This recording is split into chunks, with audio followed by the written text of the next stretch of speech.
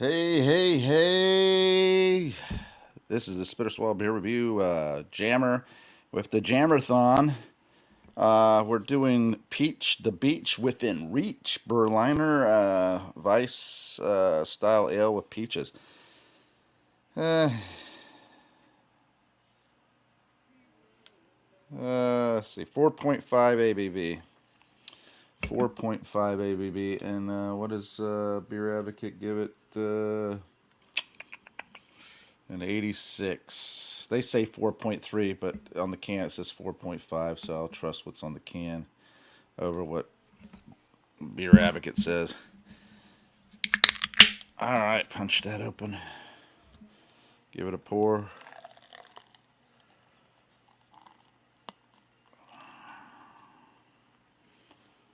Yes. I've gotten lazy on the pours the past year or so. Anyway, I got this because it looked interesting. I like beach themed stuff and everything, and I thought with this being the way it is, get some mixes up the styles because I got a lot of IPAs and stouts and porter, all these different ones, but we don't hardly ever touch on the sours and the Berliner Weiss very much because there's just not much of a selection here in Florida for them. So when I saw them, I said, let me go ahead and grab one. This this one is just in the 12-ounce can, which is fine. But usually when you have to pay a huge price for these things, I'd much rather get a 16 ounce or a 20 ounce. This has got a hazy yellow, almost hay color type looking, uh, color for beer. Looks lemony. Got a nice white head and everything. That's dissipating. It looks soft and fluffy.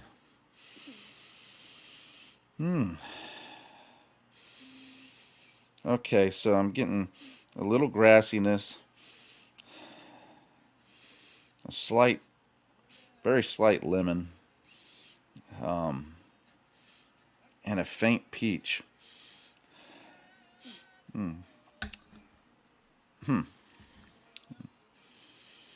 There's something else in there. Not sure. It's some kind of fruit. Maybe it'll come to me.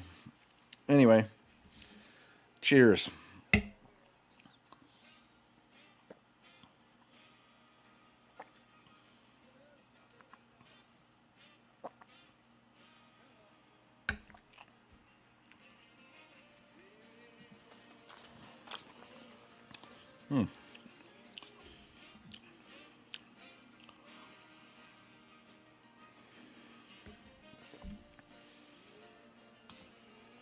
Man.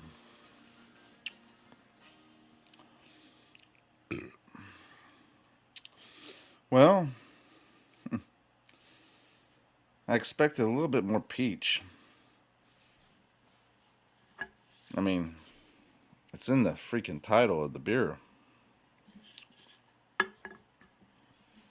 This is from Wiseacre out of Memphis, Tennessee.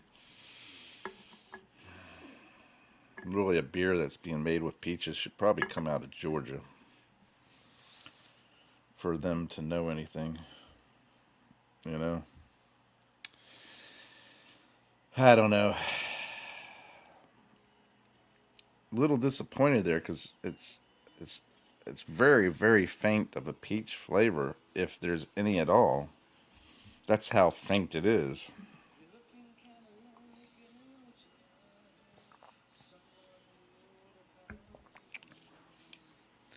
Oh yeah, all right. Um, got a nice puckery. You know, not super tart, just lightly tartness, and the lemon there. and like a little corn.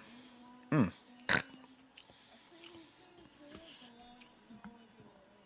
I'm telling you, I can almost guarantee you these craft brewers of cheap, selling beers expensive, but making it so dang cheap using these adjuncts.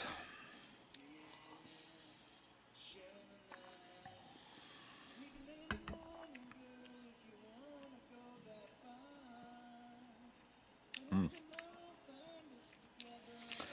Yeah, not high on my list. C minus and a swallow.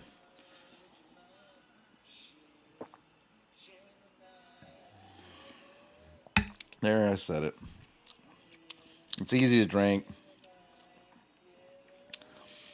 See, I'm getting a little corn, a little metallic, very, very, very faint peach, slight lemon,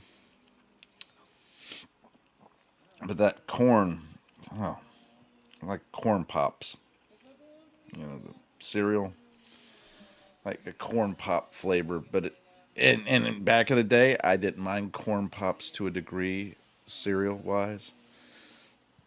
But as far as for a beer flavor, I hate it. Granted, if it's a beer that has used corn in it and is an adjunct and is upfront about it, even if it's not upfront, and I know that it has corn in it, but it has a nice flavor anyway, and it's just a cheap beer, I'll buy it. That's fine. Whenever I need a cheap beer or whatever like that, or want a cheap beer, I'll buy that. I buy cheap beer all the time, here and there. Bush Light used to be one of the ones I would buy. Coors Light, Keystone, when it was down here, I would buy it. And I say probably, what is and of course my Natty Boh. I know they used some of those ingredients in it, but that Natty Boh, National Bohemian, it has a really nice flavor in comparison to a lot of these adjunct lagers and everything. And I like that. It's all right. This, is portraying itself as a craft beer. It's saying peach in the title,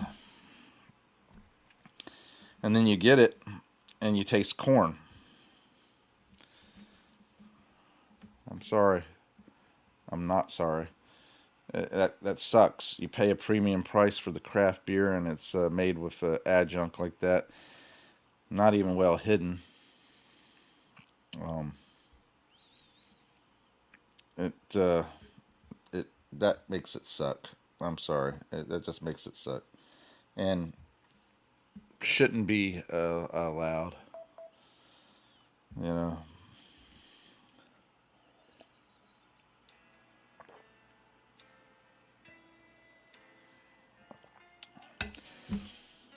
Yeah. There should be some honesty in the brewing. That's how I feel.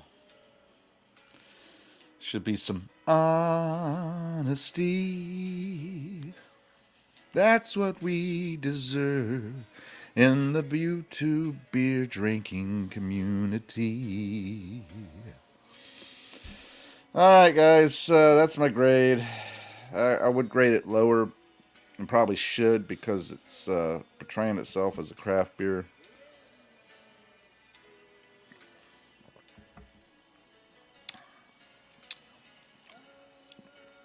It's got a grassiness to it. You know, I guess my definition of a craft beer is a craft beer using premium ingredients, trying to obtain a different style, a different flavor, or a flair, different take on a standard style by using other premium ingredients other than cheap adjunct that mass beer producers, such as Anheuser-Busch, Coors, Miller Coors, and others use in these mass-produced beers. I just feel like that's the way it should be. It should be premium ingredients, not using those cheap adjuncts. And if you are going to use it, be upfront about it and say, we've made this one with rice or corn, and for a different flavor, we roasted corn to give it that roasted. I can understand it, especially if you made a beer that was like cream corn or something. You know.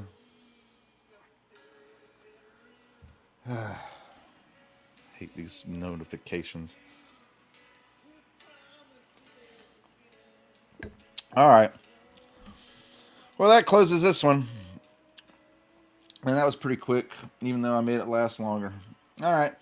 So, guys, gals, everything in between, thanks for watching, commenting, liking, subscribing. If you've tried this one, if you, I don't know, have a question about it, a comment about it, put it down below. Let us know what you think. Give us your opinion. We'd be interested in finding out. Let's start a discussion on it, because especially like craft beers, let's start a discussion on that. Craft beers, should they or should they not be using premium ingredients only? Or should they be using anything to get the flavor they desire, or the take on the style that they desire? I feel as though you should use premium ingredients and not the typical adjuncts that mass producers of beer, the macro brewers, use. That isn't really good for you. Just my opinion. All right, guys, gals, everything in between. See ya. Wouldn't want to be ya.